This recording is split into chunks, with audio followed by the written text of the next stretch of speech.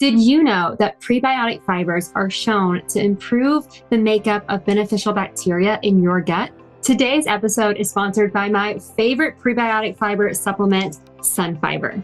Sun Fiber is a partially hydrolyzed guar gum that is soluble and low FODMAP, meaning you get the benefit without any excess gas. Talk with your provider to see if this is right for you, and then you can check it out at sunfiber.com. Now let's get into today's episode. Welcome back to the podcast. We are getting really close to the end of the season, and today's conversation is one that hopefully is timely if this is something that you've needed in your life as we are nearing the holidays and as you are going to be spending some time with family. And this can also relate to friends and coworkers and people in your life. But for those who don't think IBS is real, or they don't take your health needs seriously, or they think your symptoms are in your head, or that you are overthinking it or overreacting, any of those statements that make you feel like you are not validated and that you don't matter, which is what they're really saying in some way. How do you deal with that? That is what we're going to talk about today. So my short answer is actually communicate and set boundaries, which is way easier said than done. So my long answer is that we are going to dive into that. But one thing I want to say is it's really not your responsibility to force your family to support you in your health and to force people around you to support you.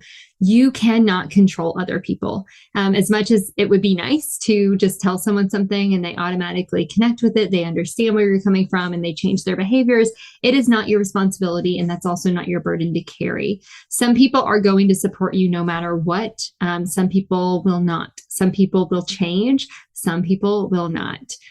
It's not fair at all, but it is the reality of human beings, and you are not alone if that is something that you are dealing with. So I wanted to say that first, because I know that there's a lot of these strategies that we're going to talk through of things that you can do. But at the end of the day, when you carry the weight or all of that on yourself and that responsibility, that's going to be really difficult. And that's going to also interfere with your health, interfere with your IBS, interfere with even your goals that you're setting. And sometimes carrying the weight of someone else can hold you back so much and also hold you back in other relationships. So that's something we're also going to talk about today, and something that I want you to know that if you're struggling, I know it's not fair. I know, some people never have to deal with that, but you're not alone.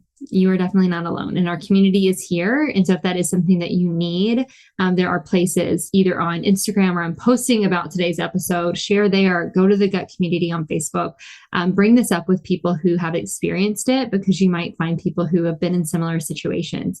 As a disclaimer for myself, I have not had to deal with this personally.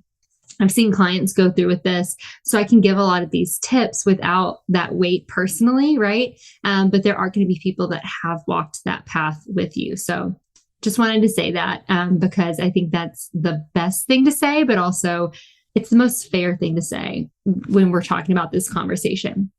So now let's get into what you can actually do about it, right? What do you do when someone is not supporting you, or they're blatantly disrespecting you based on your health need, whether that's IBS or whatever it may be?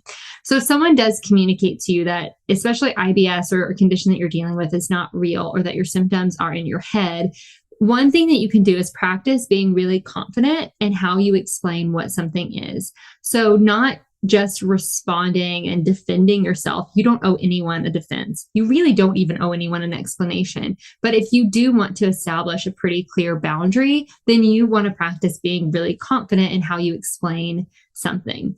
And that doesn't mean that you have to share the details of your symptoms. I think that is something that each person has the right to do or not to do. You do not have to give up that part of you or be that vulnerable if you don't want to explain and defend yourself. That is not needed. What you can do is have a clear explanation that you go to if someone is either mocking you or making a joke or whatever it is that they're doing that communicates that they think IBS is not real. So for IBS specifically, what you can say is that, IBS is a functional disorder of the gut-brain interaction. This means it impacts how I digest food and how my body responds to sensations in my gut. You can say it that clearly. And if someone says it's not real, you can say, nope, this is very real. I'm happy to send you a paper on it. And you can send them the American College of Gastroenterology guidelines for irritable bowel syndrome. And it goes through all of the research around IBS. And that is a really good place to start. You do not have to explain it.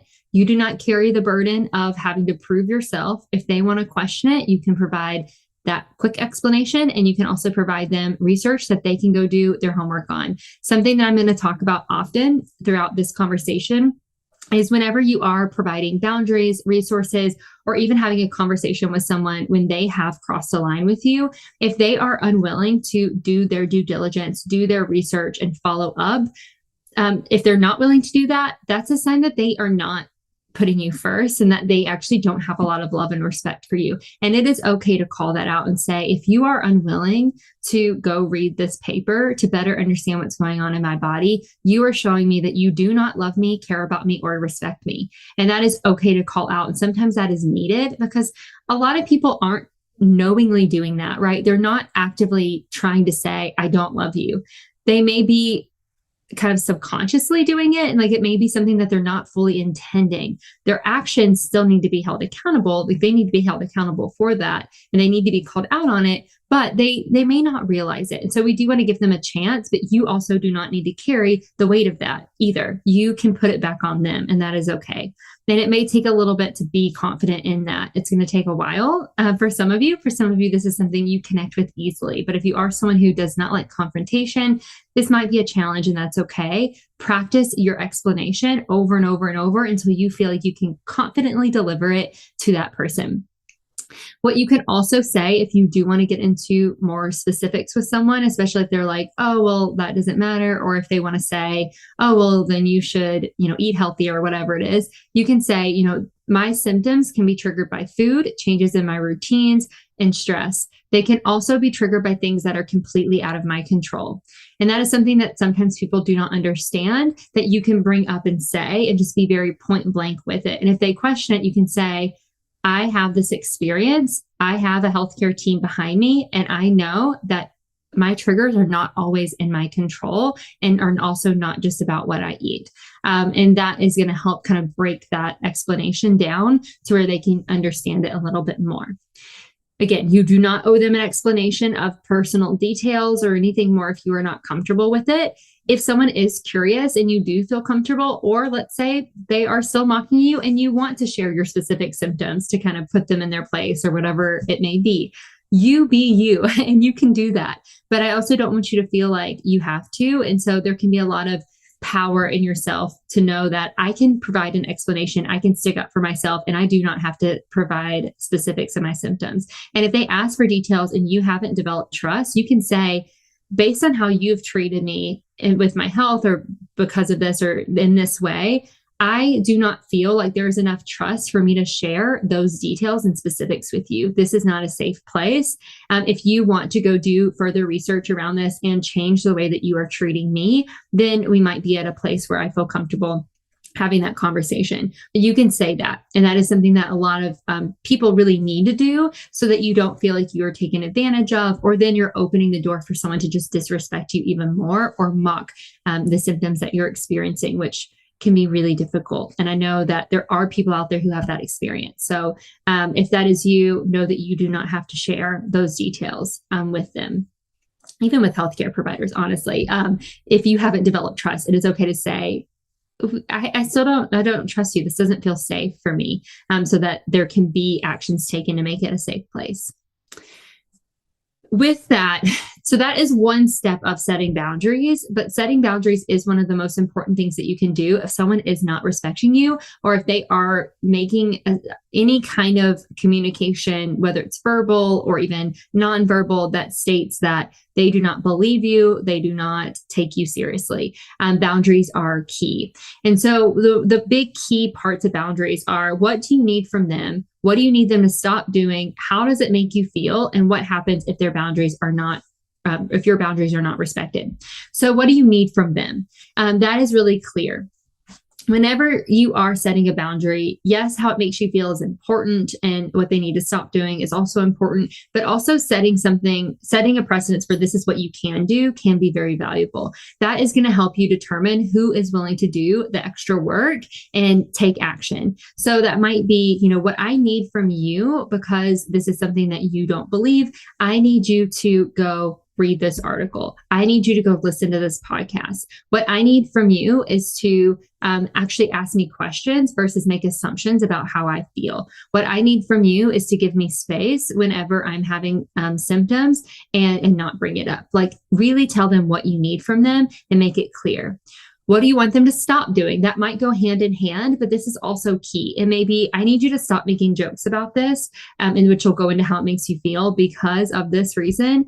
Or I need you to stop criticizing the food that I eat. I need you to stop rushing me in the morning because that's leading to more anxiety. Whatever it is that you need them to stop doing, be very clear about it. That is part of your boundary. Now, how it makes you feel, that is something that, again, you can determine how much of this you share, but this is important because sometimes people don't really understand what the impact of what they're doing actually is. And again, it's not fair that you would carry that weight of needing to explain that. But the truth is, a lot of people aren't going to see it until they really know what that is doing for you. And so what you can say is, whenever you do this, I feel this way. I feel more stressed and more anxious, which leads to more symptoms. I feel like this isn't safe for me. And I feel like I can't be honest with you whenever I'm struggling. I feel like I don't have any support and like I'm completely alone in what I'm experiencing. I feel like my life doesn't matter. It's like, I feel like no one's taking me seriously, and nothing that I do actually even matters. I feel like I'm not respected. I feel like I am not loved. I feel like I'm not cared for. Like, be very honest about how it makes you feel, with as much detail as you are comfortable sharing. And then really be clear about what happens if your boundaries are not respected. This is a key of boundary setting. And this helps you stay accountable to holding the boundary, which is really important.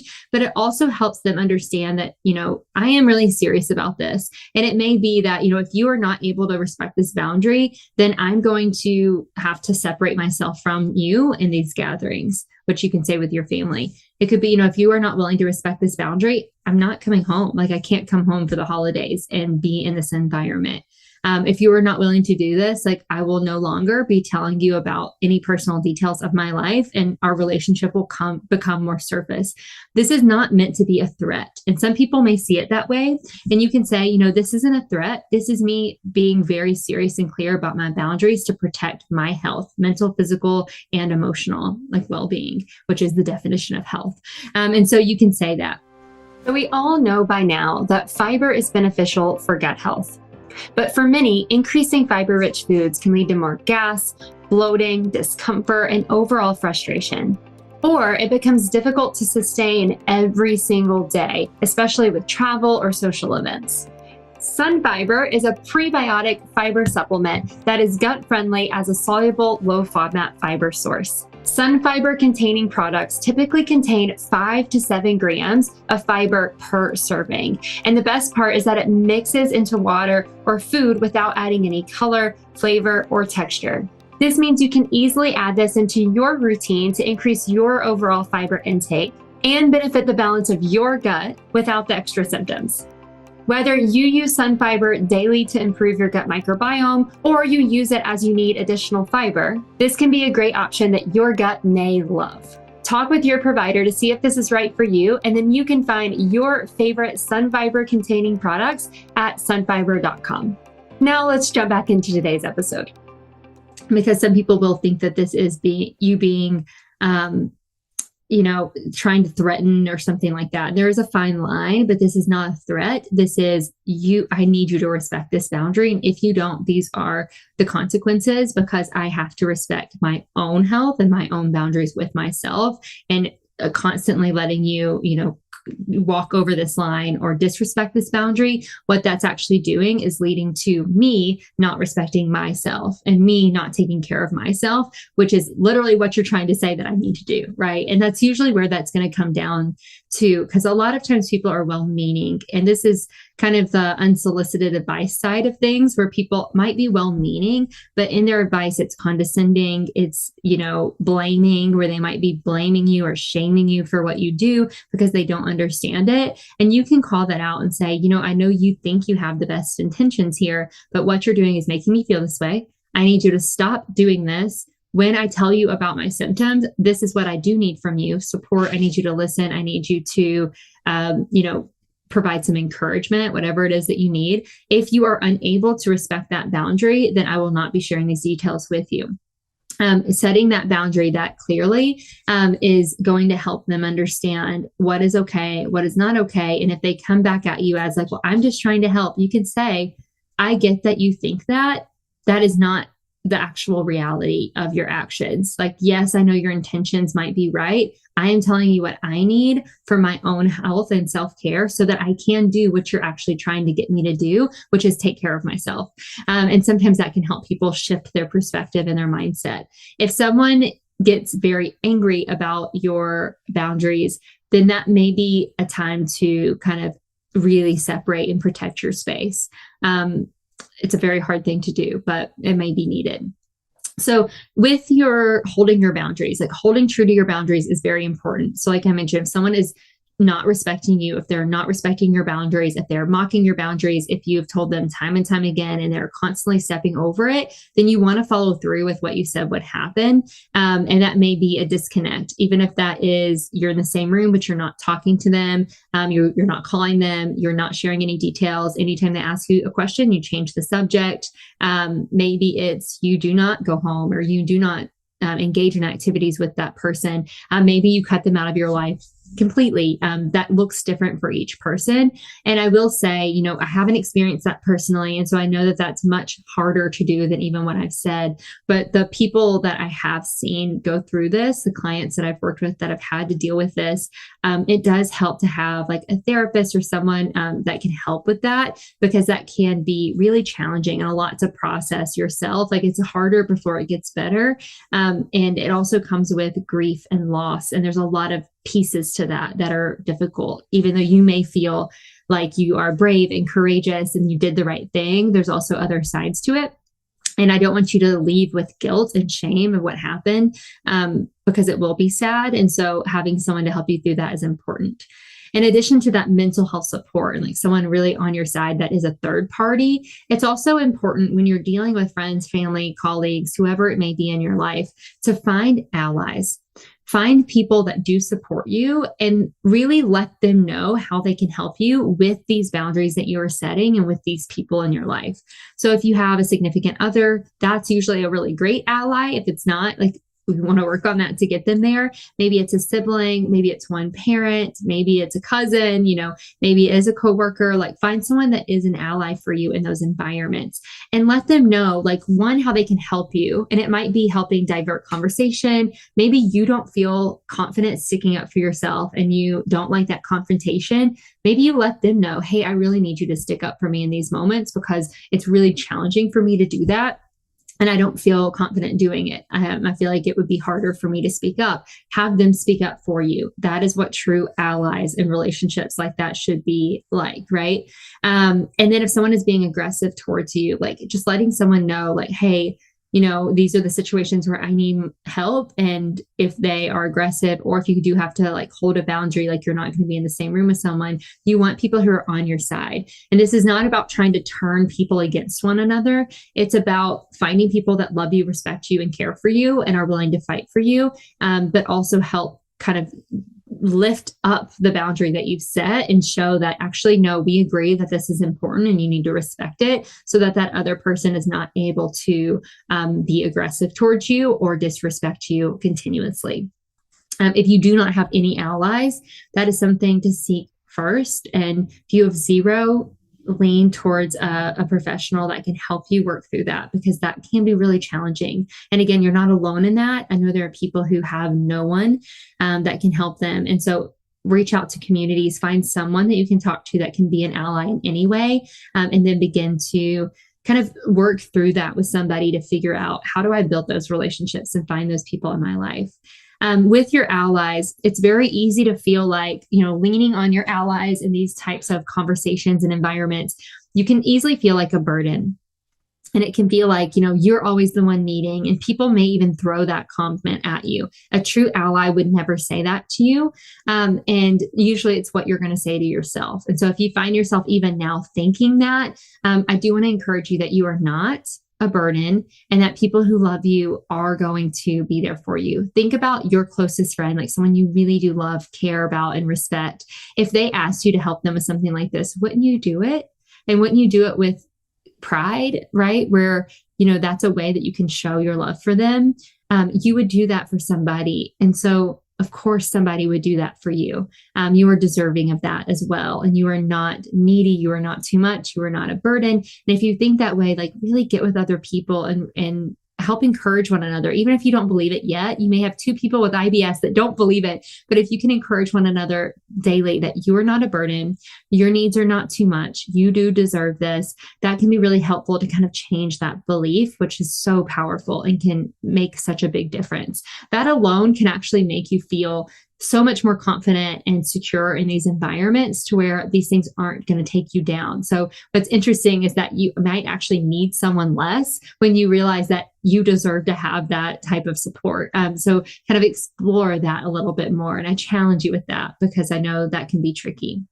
And then, so if you are working with someone, so we talked a little bit about, if they're not respecting your boundaries, that's kind of worst case scenario. Best case scenario is you stick up for yourself and they do respect it and they're interested in learning more.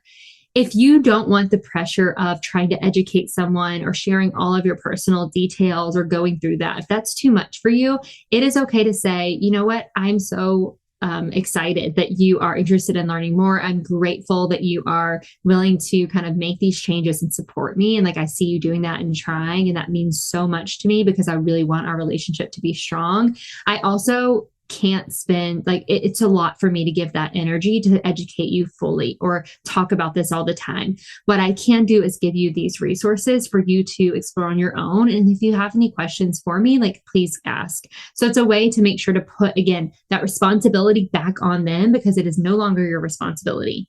And what you can do is recommend things like this podcast, if that's helpful. Maybe recommend a website like, again, that American College of Gastroenterology guidelines, or any website that you feel that you've connected with that explains your story and kind of who you are. An Instagram account, if that helps. Any websites, just really any resource that you found to be helpful in understanding your condition and the problems that you face, things that feel relatable. Share that with the people that are wanting to learn. And give that to them. And it's okay to spend that time and say, you know what, give me a little bit of time and I'm going to put some stuff together and I'm going to share it with you so that you can better understand this. But I need you to carry that, because talking about this all the time, or like, telling about these details, like, it's a lot for me. And that can be helpful. For those people that are learning to respect you, it's okay to, explain where you are in that process of, I don't really feel comfortable talking about this yet. I know you're trying. I'm also trying to like open up. And that's something that I'm willing to talk about in the future. Like, please, just read through this first. And if someone really is, trying that and they are putting forth that effort, like, that's going to boost your confidence too, that, okay, I am worthy. Like, I do deserve this. Like, I can have these relationships. So find those people and put your energy there. Don't put your energy in the people that are not willing to do the work, and really respect you, because you deserve more.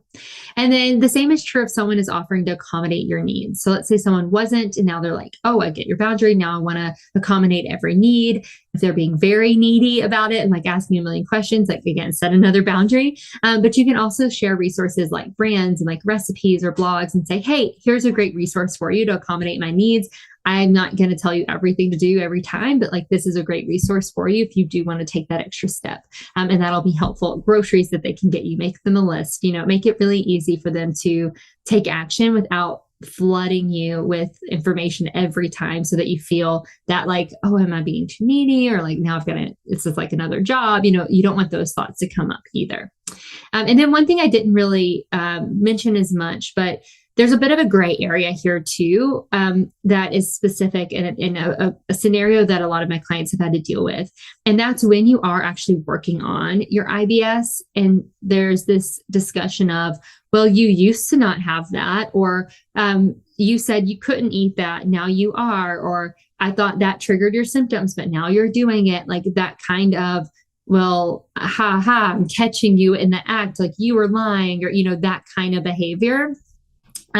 What you can do in those scenarios, one, you can say that's not appropriate and then move on if you want to. But you can also say, you know what, I'm actually working on my IBS. Like this is my body, not yours. I haven't invited your opinion into my care, but that's something that I am working on. And this is part of that process. I would appreciate if you respect that and leave your comments to yourself. Like really saying that can be helpful. And it can be helpful too to even remind people like, you do not have the right to comment on my body. You do not have the right to comment on my food. Like that is not accepted and that is not okay. You do not have the right to comment on my behaviors and try to make me feel guilty for things that I'm choosing to do in my life. Like I've not asked you for that. And that's something that is really good to remind people of, but in a kind way, if someone is asking, but they're really not sure, like maybe they're not meaning malicious intent from their comment or question, it's okay to say, you know what, I'm trying to work on this and I'm trying to test this food, or, I'm just trying to see, if I can build some more trust in my body and explore this a little bit more to find some flexibility, or I'm working with a dietitian, or especially if you're doing something where now you're eliminating food you didn't before. And they're like, well, what's wrong with you now? Those types of behaviors. It's good to say, I'm working with my healthcare team and this is what I've been advised to do. This is a part of my process. Like I would appreciate if you didn't comment on the foods I'm eating or the things that I'm doing unless I asked you to. Just kind of keep it simple. That scenario can come up often. And if it catches you off guard, it's also okay just to step away. If something ever makes you feel uncomfortable, you don't have to sit there and marinate on it. Like step away and have a conversation with an ally, have a conversation with someone who you love, or just change the subject to something that, other people love. People love to talk about themselves. So if you are feeling uncomfortable in a situation, flip the conversation, let them talk about themselves and just kind of walk away and disconnect so that you can take time for yourself. It's also okay to say, that comment or this situation has made me very uncomfortable. This is something that I need to step away for a little bit. And like, I need to process this because I don't feel like this is a good environment right now. And just take your time because you matter. Your feelings matter, your life matters, and no one should be able to just walk all over that. You should have that space if you need it. And if someone makes you feel guilty for it, call them out on it, or just separate yourself until you are able to. I know that you guys who live with IBS, you have so much value to add to this. So I would love to hear your thoughts on what connected with you, yes, but also what you would add, what has worked for you in the past, encouragement that you would give one another. And so you can either come share that just with me on Instagram at erinjudge.rd or comment on, again, the post that is related to this topic. I'm sure there will be a few that you can kind of connect with. You could also share in your story and just tag me and I'll reshare it with my community, or go to the Gut Community on Facebook. It's a little bit more of an intimate group, but you can also share there or ask for resources if you need them from our community, because you are valuable, and what you've experienced is also valuable and can add so much to this topic and this conversation. So please share. I'm open to that, and I welcome that, so that our community can thrive through the next few months and beyond. So I hope you enjoyed this episode, and I hope that you join me again next week for our next episode.